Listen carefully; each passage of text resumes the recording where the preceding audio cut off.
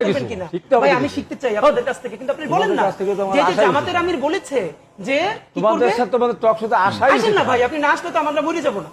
আমরা ছোট মানুষ, আমাদেরকে বাদ দিয়ে দেন, আমাদেরকে জুলাইতে লাগে না তো। জুলাইতে শুনেন হাবিব ভাই, আপনাদের যে ইনফিরিয়রিটি কমপ্লেক্স, কথার ভিতর কথা আমার কথার ভিতর কথা বলবো আমার কথার মতো আপনি বলেছেন, আমি বলি না, একটা বল না। আচ্ছা ঠিক আছে, আপনি বিশ্বাস করেন, তারপর আমি বলি। কিন্তু এই আমাদেরকে যে অনুমানুষ মনে করতেছেন, আমাদেরকে জুলাইতে লাগছে, এটা আমরা শিখেছি, আমাদের জুলাইতে লাগছে আপনাদের ভাই, এখন আমাদের লাগবে না। আপনাদের আমাদের জীবন দিতে হয়েছে, জীবন তো বাচ্চারাও দিচ্ছে, আপনারা তো জীবন দিয়ে মন্ত্রী হয়েছেন, বাচ্চারা তো কিছু হয় নাই, জীবন তো সাপ্লাই দিছে, পিলকানা দিছে, সেগুলো জীবন মনে হয় না আপনাদের কাছে, এইটাই দুঃখ আমাদের।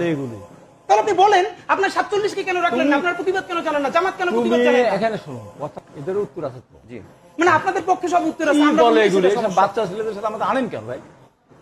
কি বলো তুমি? আমি এই দেশে শোনো, জেল থেকে মুক্ত হয়েছে না অবশ্যই না, অবশ্যই না, এই বাচ্চারা অবশ্যই না, জেল থেকে মুক্ত করছে, অবশ্যই না, এই বাচ্চারা বেগম জিয়াকে সবথেকে সম্মানের সাথে মুক্ত করছে, এই বাচ্চারা আপনারা পারেন নাই, অবশ্যই না পারলেন না, সেটা আপনারা দেখেন, জনগণের ভোট আপনাদের কি দেয় দেখেন, যদি একটা সুষ্ঠু হয়